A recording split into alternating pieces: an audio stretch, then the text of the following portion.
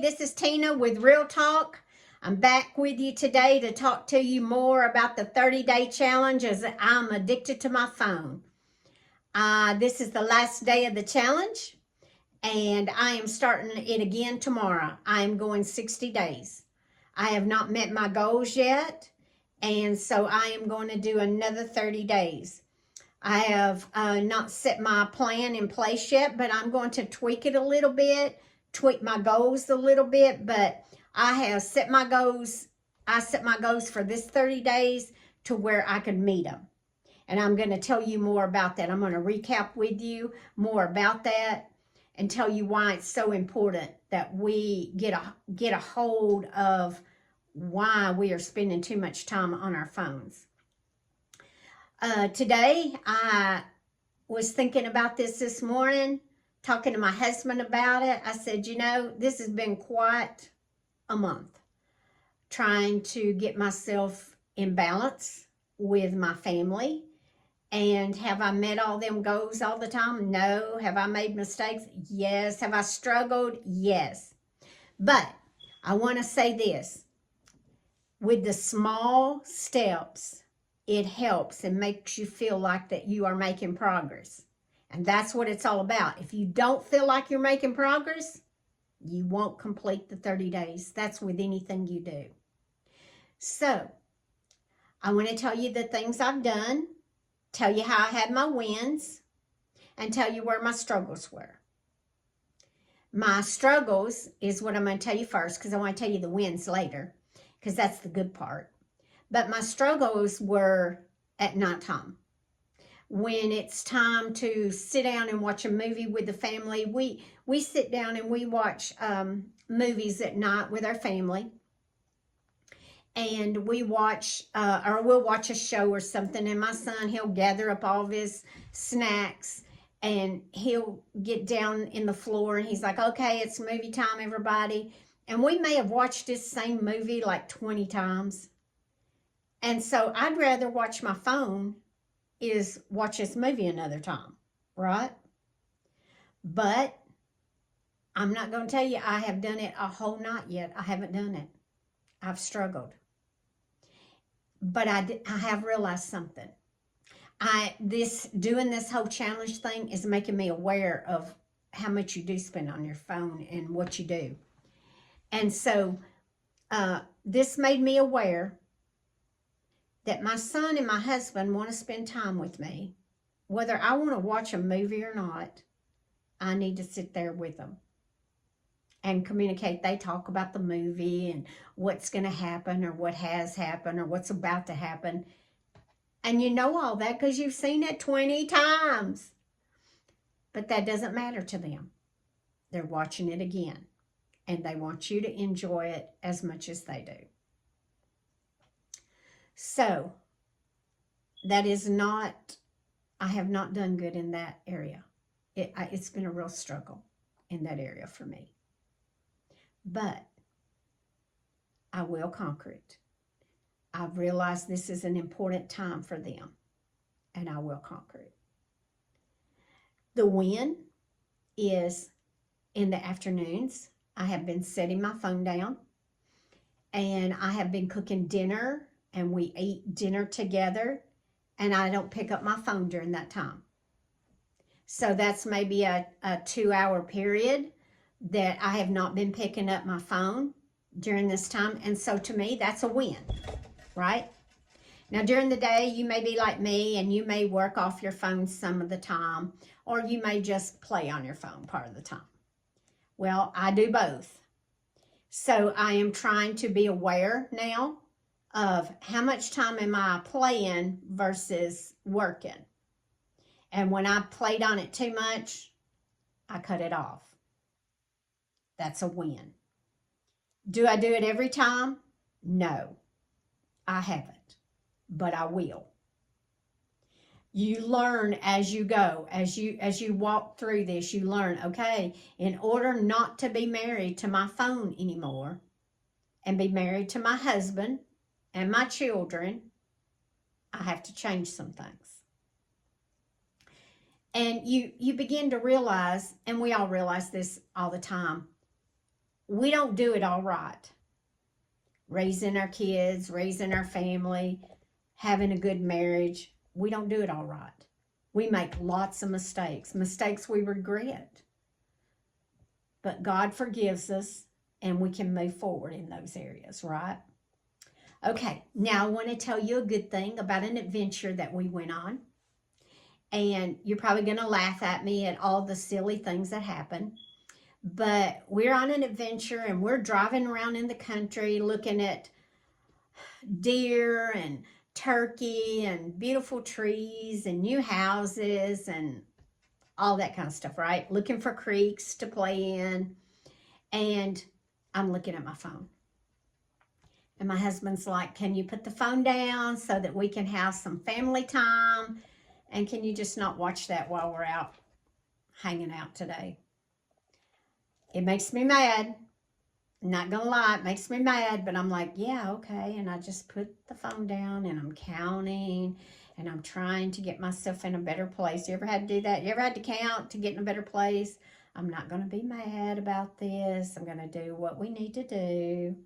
And I'm talking to myself. You ever had to talk to yourself? I know I'm not the only one that's had to talk to myself to get over something, right?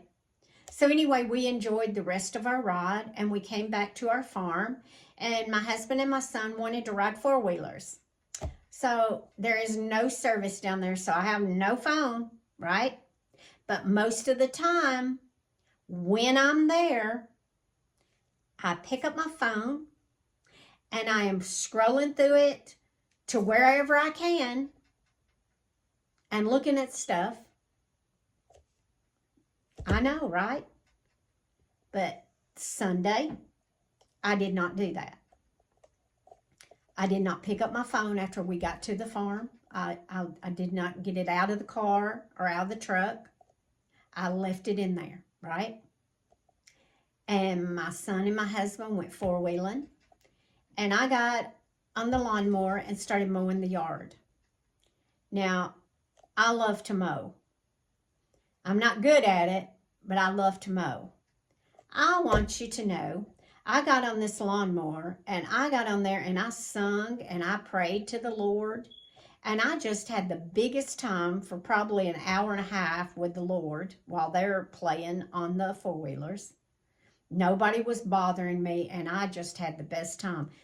I was so at peace. He came over there and he's like, hey, we need to go. And I was like, oh, give me 10 or 15 minutes more. And he's like, okay. And I just spent that time singing and just enjoying myself. And you know, when we left there, I was so peaceful that night.